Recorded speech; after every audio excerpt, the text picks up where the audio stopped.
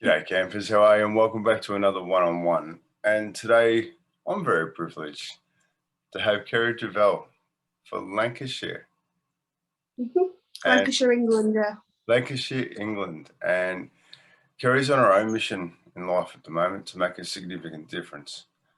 And I'd like for you to hear that from Kerry. So Kerry, who are you? I'm all right, thanks. A little bit tired, busy with kids, but yeah, that's a mother end of day. Absolutely. Look, and that's one of the most important things in the world, to be a mother, you know, and enjoy that. So how did you get to this point in life? Where did you grow up? Grew up in basically the same area I'm in now, which is Darwin, England. Grew up with my mum, my dad, 3 big brothers, 2 older sisters, so I was the baby of the family. Had a mixed childhood, bullied all the way through school. My parents separated when my dad went down to Liverpool to be a carer for my granddad because he had cancer. I lost my granddad at 16 years old because of the cancer. I met Adam 12 and a half years ago, which is my partner, my husband now. Got 2 beautiful kids, and mental health was always there. And then when I lost my nana 3 years ago, that's when it hit me the hardest, and I attempted suicide. And because Adam helped me, that's where my passion for raising more awareness of mental health, what help there is out there, and helping others comes from. My own challenges with mental health. Yeah, brilliant. Look, thank you for sharing that. So, and it's one of the things that I think you're doing quite well at the moment is you are talking about experiences and your own experiences to help others. So your attempt of suicide, what brought you to that point? I'd lost my nana. Yeah. And my nana wasn't just my nana.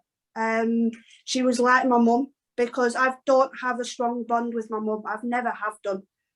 Me and her are just completely 2 different people that just do not get on with each other. I never have done.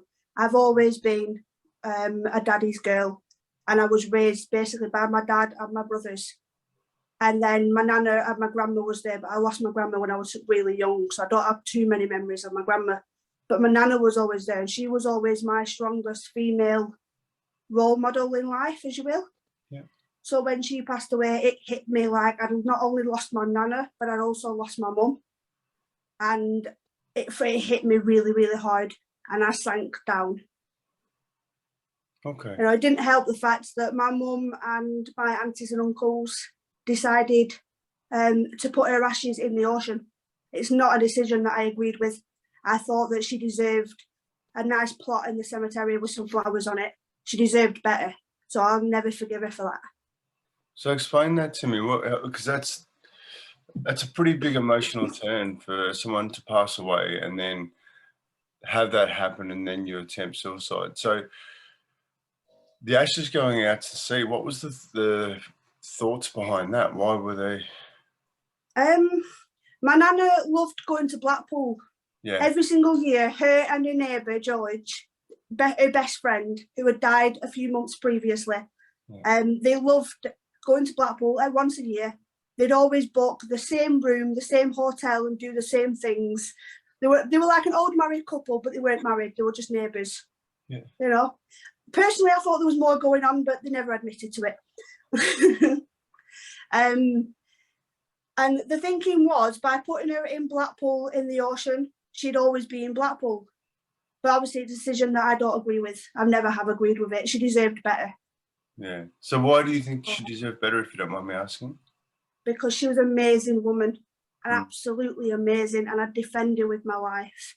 You know, I always said to her, no matter what, say anything about my nana and I won't be held responsible for my actions. I'd go to prison for my nana to defend her, because she's not only my nana, she's my mum. And that's how passionate I was about defending her. Yeah. And Adam is the only partner that she's ever met. I'm that protective over her. Okay. Yeah, interesting. So how do you feel about that now? Now that she's gone, Obviously, I've got a little bit of her ashes in a necklace upstairs, that obviously I wear all the time, but I've not got her one now. I still have my memories and my pictures, and I talk about her often, you know. But obviously, it's the fact that I don't have a place to go and put flowers down. I have to throw them in the ocean. I don't like it. Okay. It just that upsets me. Yeah, I can feel that. Yeah.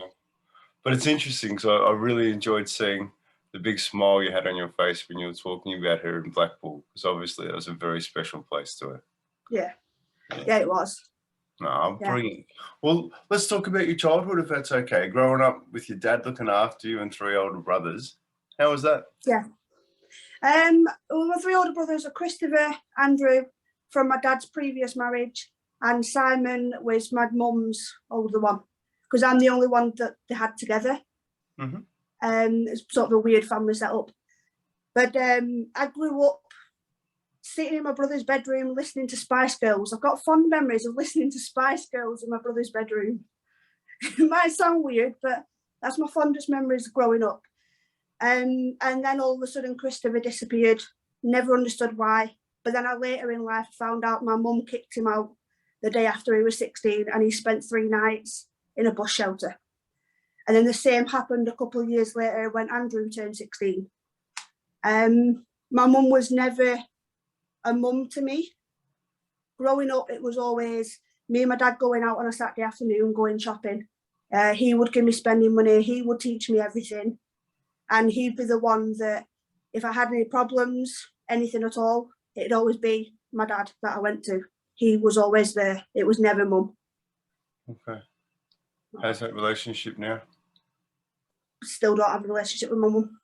Okay. Honestly, I can go months without speaking to my mum. This week, today in fact, was the first time I spoke to my mum in about 3 weeks. But I always make a point of speaking to my dad all the time. Yeah. I always maintain that contact with my dad. But my mum, I really don't care. Yeah. I just don't care about her. Yeah. No? Yeah. It's just one of those things. You know, other people will get really, really upset if their mum passed away. I wouldn't care. That's just me. Yeah, and that's perfectly okay. Yeah. So your dad means the world to you. Yeah. My dad and my nana mean the world to me. Yeah, brilliant. So what was it like growing up in Darwin? It's a small little town. Nothing ever happened. It's starting to turn a little bit now, but everybody knew each other. So everybody knew I was Joan's daughter. So walking home from school, there'd always be, "You're Joan's daughter." Yeah, don't remind me. So everybody knows each other's business. You can walk down the street and they know who you are. You know who everybody is. It's a small town mentality. Yeah. I don't know the population. I've no idea. Yeah. No, that's fine. So having that being said, that you're Joan's daughter, that obviously drives a knife in a little bit. Yeah. I don't like that. Well, yeah. One of my mum's friends said to me about me, you can tell she's a Duxbury. And I'm like, I flew into a rage. I'm like, what? Don't ever insult me with that name. I've got my dad's name. I'm not a Duxbury. Yeah. You know, I flew into a rage. I hated it. Must have been hard growing up with that. Yeah. Yeah. Because to all her friends, it was Joan was perfect, but behind closed doors, it was anything but perfect. Yeah. Can you explain that? I was always the mistake, the child that she didn't want, the child that she was forced to keep. While my mum was pregnant with me, my dad had a one-night stand, and she's always resented my dad for that. And I think some of the resentment went towards me as well. You know, so yeah, I will say it, she abused me growing up, emotionally abused me. She used to grab my hair and drag me down the steps as well. She wasn't a very nice mum. I despise even calling her a mum, but biologically she is. Yeah. Thank you for sharing that. So I'm strong enough to do it now. Yeah, brilliant. And that's something that's important, isn't it? Like, you know, you talk about mental health, and we'll jump into that in a second. But it's about, it takes time to be able to work through things. You know, Yeah. and how are you with it all at the moment? I think it was when I hit rock bottom and I attempted suicide after I lost my nana. I think I was sort of forced to deal with it, because obviously becoming a mum made me sort of bottle it up a little bit, because obviously focus on my kids, being the best mum I can for my kids. Mm-hmm. So obviously I bottled it, and then obviously I lost my nana, and I think that's what made me say, right, I need to deal with this now, and that's what's made me deal with it. Yeah, cool. Now, 3 years ago, I would never be doing this. Never in a million years would I be doing this. But now I'm strong enough to do it. Yeah, brilliant. And by this, you're saying talking about the situation, yeah? Mm-hmm. Yeah, brilliant. Brilliant. Yeah. So being a mum's important to you? Yeah. Lucas and Tegan are my world. Yeah. Has that changed things for you? Changed my whole life when I found out I was pregnant with my little boy. Yeah. Suddenly I was going to have this little life that was going to love me unconditionally, and that felt so weird at first. But then that first cuddle was magical. Yeah. It was. That's awesome. So now you're on a mission to help people sort out their own mental health. Yeah. Yeah. How are you doing that? Without talking too much about Adam, obviously. Right. He started his mental health training, and it inspired me to do the same thing. So I've done a lot of the same courses as him: mental health first aid, mental health awareness. Just finished understanding children and young people's mental health level 2, awaiting my final mark. So hopefully, fingers crossed, for the next few days when I hear about it. And then I can jump on to mental health first aid level 2, which means I can actually get out there and start helping people. And then I've set myself a goal to do the level 3 after that as well, so that I can join up with the police, and I can be that person that if somebody's on a bridge wanting to kill themselves, I can go and talk them down. I want to be able to do that. I think it's going to be a good job. Why is that important to you? Because I know a few people who have been in that place, who have jumped off bridges or committed suicide quietly at home. And I don't want that to happen. I want the suicide rates to come down. So I think that's how I'm going to try and help it, by doing that job. Yeah, brilliant. Yeah. So I love the fact that Adam's been an inspiration to you. Yeah, he has. Because he's working hard, and you're not able to work hard without the support of people. And obviously you've been a great support to Adam. Yeah. Are you enjoying watching him as much as growing yourself? I am. Yeah. Yeah, because I was there when he attempted suicide. I was the one to talk to him and get others to talk to him, to talk him round and keep him here. So it's only natural he returned the favour. And we've been a rock to each other. I mean, we've been through bad times, but we're a rock to each other now. I'm lost without him. Yeah, and if it's okay with you, I'm going to grab that for a second, because today you were coming on here, and your introduction was Adam Duval's wife, but you're an individual, and an amazing individual. You're here, you're doing your thing, So I want you to be proud of that. Yeah, I'm proud how much I've changed over the last few years. Yeah. Well, you're growing, like you're stepping into opportunities, which is absolutely fantastic. But how much has studying changed your life? Going through school, I hated school. I hated the thought of going to school and learning new things, because I just wasn't interested in it. But now it's, I can look at the books and I can look at the things online that the college sends me, and I'm like, I can get right into it. I mean, at one point I spent a good 4 hours doing work and then doing the assessment at the end. And that's just not me. You know, when I speak to people and I'm like, spent 4 hours this afternoon doing college work, and they're like, who are you and what have you done with Kerry? And I'm like, it's me. You know, I've grown so much. Brilliant. Even my friends are seeing a difference. That's excellent. It's fascinating, you know, as you learn, you grow. And as you grow, you learn. Yep. So yeah, I don't like learning, but now I want to learn. I want to learn as much as I can about mental health so that I can help others as much as I can. what does mental health mean to you? That's a difficult question, actually.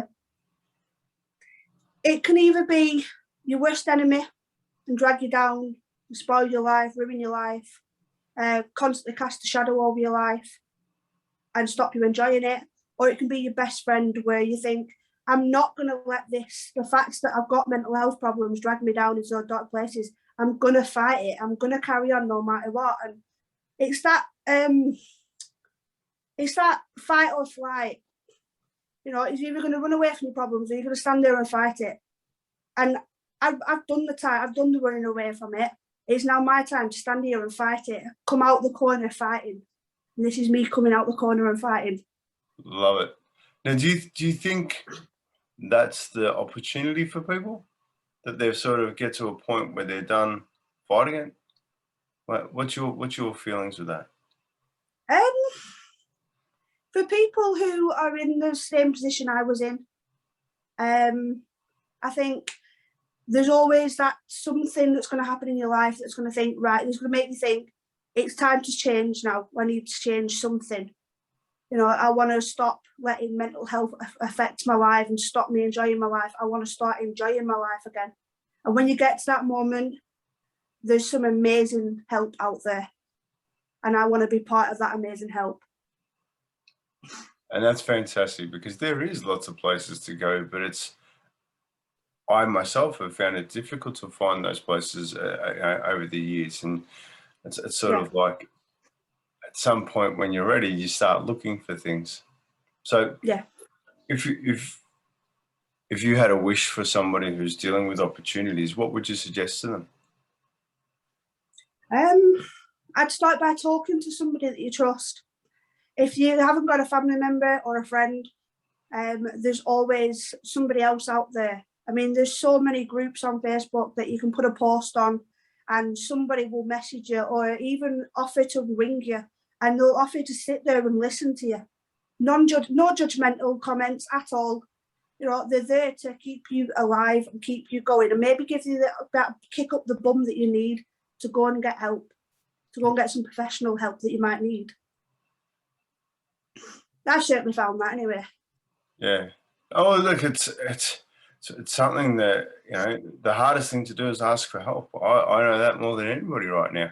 And it's getting to that point where you actually can do that. So yeah, it takes a strong person to ask for help. Yeah. Definitely. Yeah. Yeah. So that's like, it's a big thing, and it's something that I'm giving a lot more credence to these days. So with your future, what are your plans? Where you going to keep studying, or you're going to be doing more work with Adam online, or what's your focus? A bit of both. Obviously with Adam doing the Mental Health Warriors, we're growing that. We have plans and aspirations for that. But then personally, I want to obviously move into the mental health first aid level 2, followed by the level 3. Might take me the rest of the year to do them, but hopefully by 2022 I can move into a good paid job and kickstart a massive change in my life. Yeah, brilliant. So now, feel free to not answer. Okay. So paid work for you, has that been a common thing for you? In and out. Yeah. In and out of paid work, obviously because Lucas has autism. I did some paid work while I was pregnant with him. Then I come out, obviously, for the first, 18 months of his life. Went back in, and that's when Tegan came along, so I came back out. Went back in, doing some part-time work. And when Lucas's autism started to get worse, I'd come out, and I've been out for a few years now. But now I want to get back into it. Oh, no, that's brilliant. I think his autism is a place where I can go back into paid work now, knowing that Lucas is okay at home. Oh, look, I applaud you that decision, you know, to take the tough road and go and support the kids, because that's, you know, that's, they're our future. And if we don't support them, then, you know, it makes things a little bit difficult going forward. Yeah, I mean, I've got to be a positive role model for my kids. Yeah, 100%. Well, they're always looking at you. Yeah. So, and let's talk about the kids. Autism, Lucas with autism. So how does that play out in your life? Does it affect your life? Does it grow your life? Does it strengthen your life? It started off with, when I first heard the words autism, I was like, oh no, all the things that I thought, you know, he'd be able to grow up and do, he's not going to be able to do it. You know, instantly I had all these bad thoughts coming through my head, and I cried. Yeah. I'll admit to it, I cried. But then I started doing lots of research, and I found out there's lots of celebrities out there that have got autism and have got fantastic, successful careers. And I'm like, okay, all right, okay. So his autism can be a sort of superpower for him. And as I've learned more and watched him grow and fought for all the support that he needs in school, I found that he's a maths genius. He's a human calculator. You know, and he loves, like, if I'm going to do the food shopping, he'll come with me and he'll add things up in his head, and he's never wrong at the end of it. You know, when everything's gone through the till, he'll tell me how much I've spent, and it's right. But yeah, it does affect my life, because there's certain things that I can't go and do with him. I can't take him to a family party because there's large crowds, noisy environment. He doesn't like that environment. So obviously there's certain things I've got to stay away from because of him. And then the routines, I've never been one for routine. Whereas with him, I've got to have a strict routine in place. Like tea time every day starts at 4 o'clock and then finishes at 5:30. And between those times, it has to be mum, dad, him and Tegan in the house only. Nobody else is allowed in the house unless we tell him someone's going to come and join us for tea. So he's got to have that pre-warning.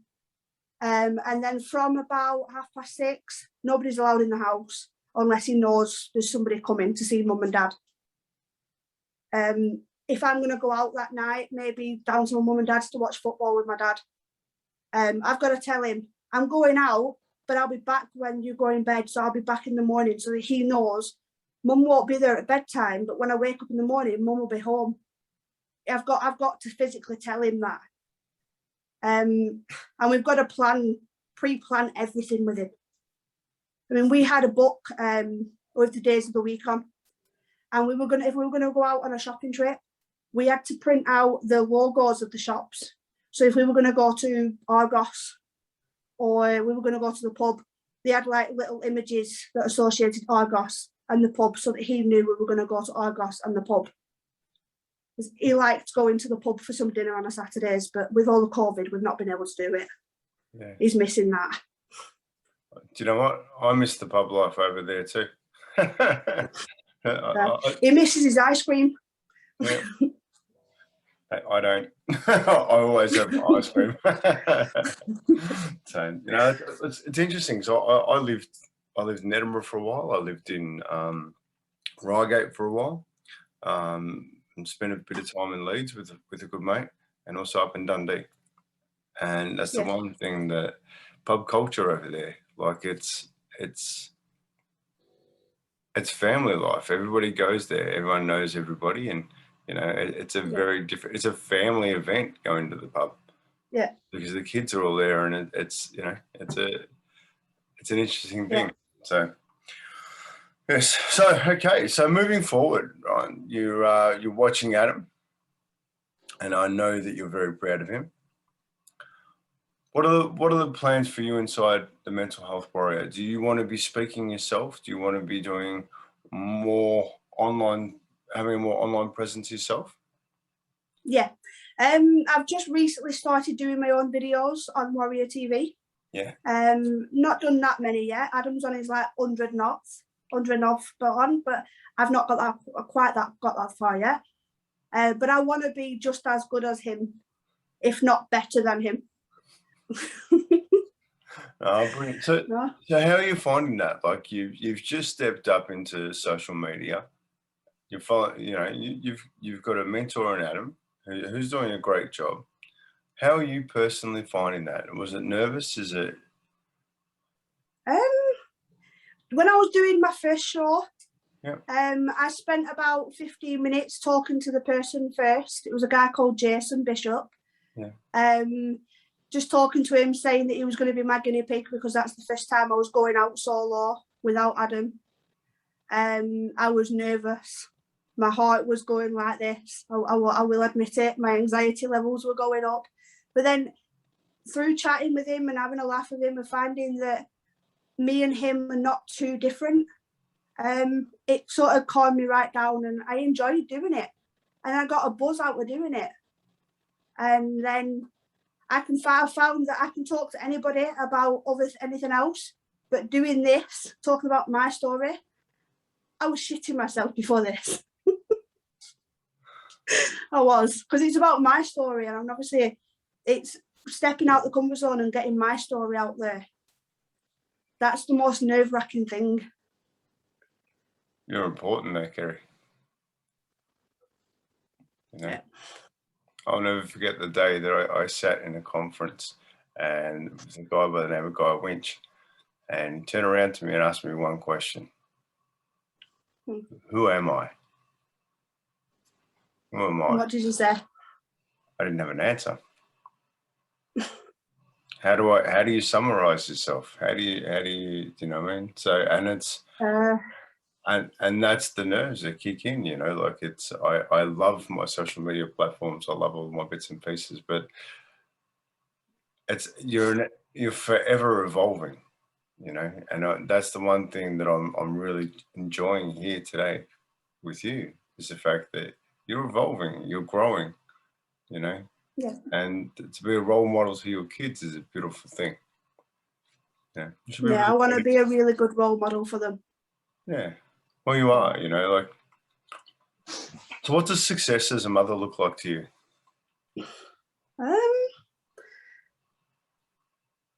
I think I'm already a successful mum. Boom, there it is.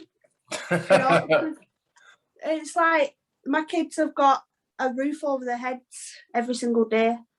They've got clean clothes to get into in the mornings. When they go to school, their uniforms is washed, dried and ironed every day. They look smart. They look as the best that I can get them. They don't look that way at the end of the day. But you know, and then they have the breakfast, they have the dinner, they have the tea. You know, they have 3 good meals a day. They have snacks, which is like chocolate and fruit every day. And I make sure I really push the fruit. They can eat as much fruit as they like, but they're only allowed 2 bits of chocolate every day. I will dwindle it down to 1. But with the 6-week holidays, I don't think I've got any chance. Yeah. I think I already am. I mean, they have a roof over their head, they have a bed, they have nice things, they're happy and smiley. Oh, I think I already am. Good on you. I love hearing that.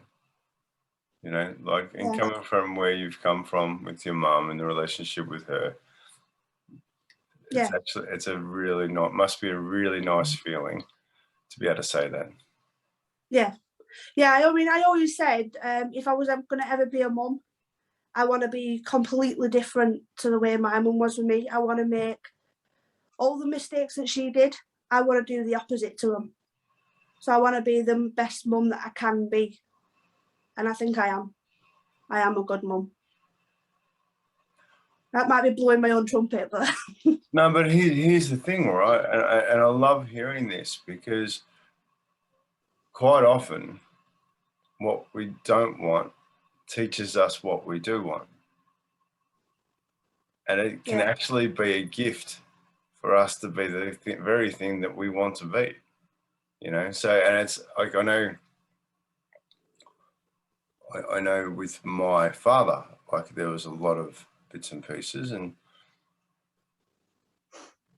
I became the father I am now because of the way he was then, you know. And so that's actually been one of my greatest opportunities. I'm actually very grateful that I know the other side, because when you get a full understanding of things, you're really able to improve it. Yeah, I think we can learn a lot about being parents ourselves from the way that we were parented. I mean, obviously, we can take bad experiences being parented ourselves and completely turn them around and become brilliant parents, or we can follow our parents' example and be bad parents ourselves. You know, I've gone the opposite way than my mum, but then a lot of the values that my dad taught me, I'm passing on. Yeah. One of the values is family is the most important thing. Brilliant. Well, that's one value that I'll always hang on to. Yeah, brilliant. I think you're doing an amazing job. You know, like you put the kids first. You know, you're supporting Lucas with his autism, and you're growing yourself and educating yourself. You should be really proud of yourself. I am. Yeah, brilliant. Yeah. Is there anything else you'd like to share with us today? I can't think of anything. No, brilliant. Well, I'm going to ask you something, and I want you to sit with it for a second and really think about your answer here. You had a tough life growing up. If you go back to a 10-year-old self, what would you say?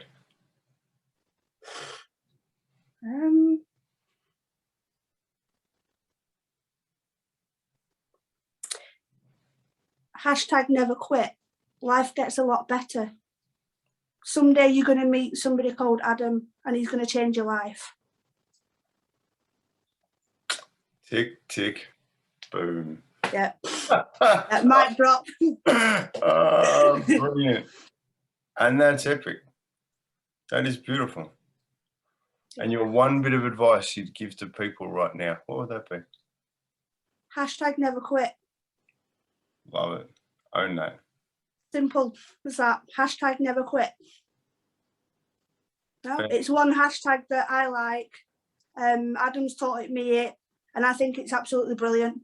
And the other little advice I've got from someone called Karen Unruh that I work with through Warrior TV, we have to go through we have to go through shit in our life in order to grow. Isn't that the best fertilizer? I love that quote. It's the best fertilizer you can get. Yeah. It's already been processed. Yep. Listen, Kerry, thank you so much for coming on today and sharing your story and what you're up to. Thank you for having me. You're more than welcome. So watch out for Kerry on Warrior TV. Watch out for Kerry sitting with Adam and doing podcasts and YouTube opportunities.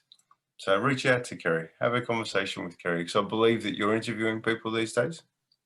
I am, yeah. Always looking for new guests on Warrior TV. Come along, share your story. Yeah, brilliant.